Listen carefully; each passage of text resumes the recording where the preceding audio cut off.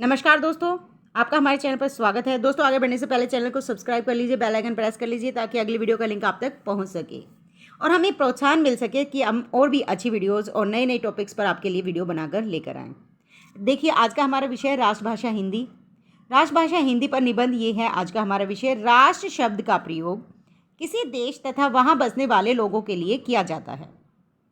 प्रत्येक राष्ट्र का अपना स्वतंत्र अस्तित्व होता है। उसमें विभिन्न जातियों एवं धर्मों के लोग रहते हैं।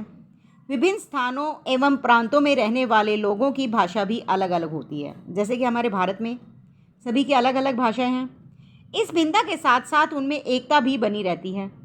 पूरे राष्ट्र के शासन का एक केंद्र होता है। अतः राष्ट्र की एकता को और दृढ़ बनाने के लिए एक ऐसी भाषा की आवश्यकता होती है जिसका प्रयोग संपूर्ण राष्ट्र में महत्वपूर्ण कार्यों के लिए किया जा सके। ऐसी व्यापक भाषा ही राष्ट्रभाषा कहलाती है। भारत में अनेक भाषाएं बोली जाती हैं। एक संपर्क भाषा के बिना आज पूरे राष्ट्र का काम नहीं चल सकता।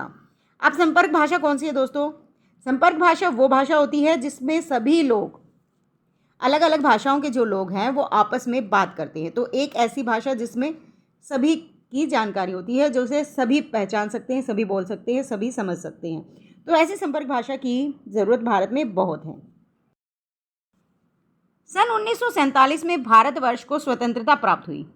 जब तक भारत में अंग्रेज शासन रहे तब तक अंग्रेजी का बोलबाला था, किंतु अंग्रेज़ों के जाने के बाद देश के संविधान का निर्माण किया गया तो यह प्रश्न भी उपस्थित हुआ कि राष्ट्र की भाषा कौन सी होगी। कुछ लोग अंग्रेजी को ही राष्ट्रभाषा बनाए रखने के पक्ष में थे, परंतु अंग्रेजी बोलने वाले बहुत कम लोग थे। दूसरे अंग्रेजी को राष्ट्रीय भाषा बनाए रखने का तात्पर्य था कि हम किसी न किसी रूप में उनकी दास्ता में फंसे रहें। हिंदी को राष्ट्रभाषा घोषित करने का प्रमुख तर्क यह है कि हिंदी एक भारतीय भाषा है। दूसरे, जितनी संख्या यहाँ हिंदी बोलने वालों की थी उतनी किसी अन्य प्रांतीय भाषा बोलने वालों की नहीं।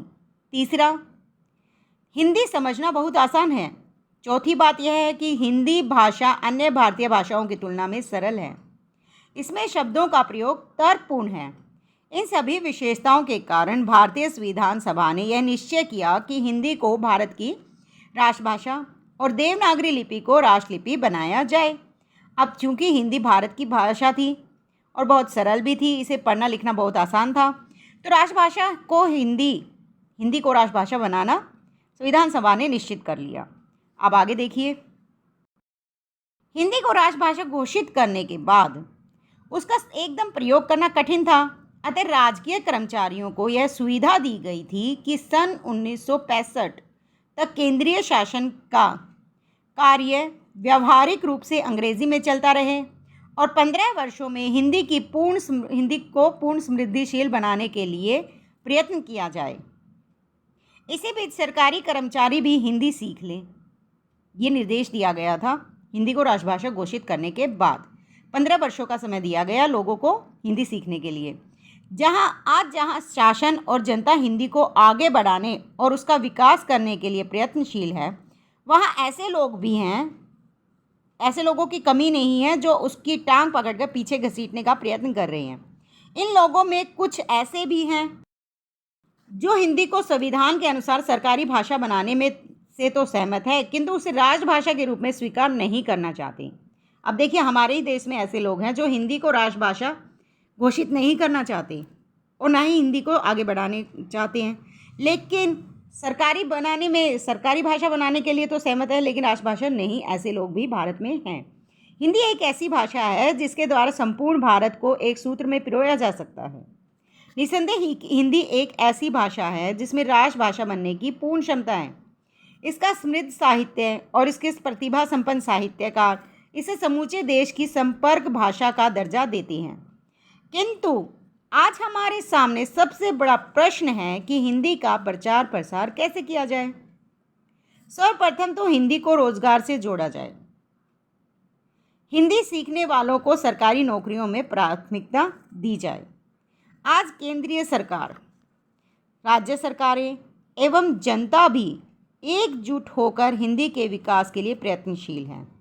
सभी लोग मिलकर आज हिंदी को राष्ट्रभाषा बनाने के लिए प्रयत्नशील हैं, चाहे वो केंद्र सरकार हो, राज्य सरकार हो या फिर जनता।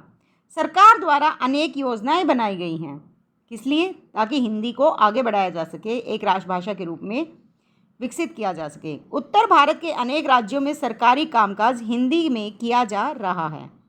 राष्ट्रीयकृत बैंकों ने भी हिंदी में कामकाज प्रारंभ कर दिया है। विभिन्न संस्थाओं एवं अकादमियों द्वारा हिंदी लेखकों की जो श्रेष्ठ पुस्तकों थी उनको पुरस्कृत किया जा रहा है। दूरदर्शन और आकाशवाणी भी इस दिशा में काफ़ी प्रयास किए जा रहे हैं इनके द्वारा भी। दोस्तों, वीडियो अच्छी लगी है तो चैनल को सब्सक्राइब कीजिए, साथ में बेल आइकन प्रेस कर लीजिए ताकि अगली वीडियो का नोटिफिकेशन आप तक पहुंच सके। और आपका सब्सक्राइब करना हमें प्रोत्साहित करता है कि हम और भी अच्छे विषय पर आपके लिए वीडियो बनाकर लेकर आएँ। धन्यवाद।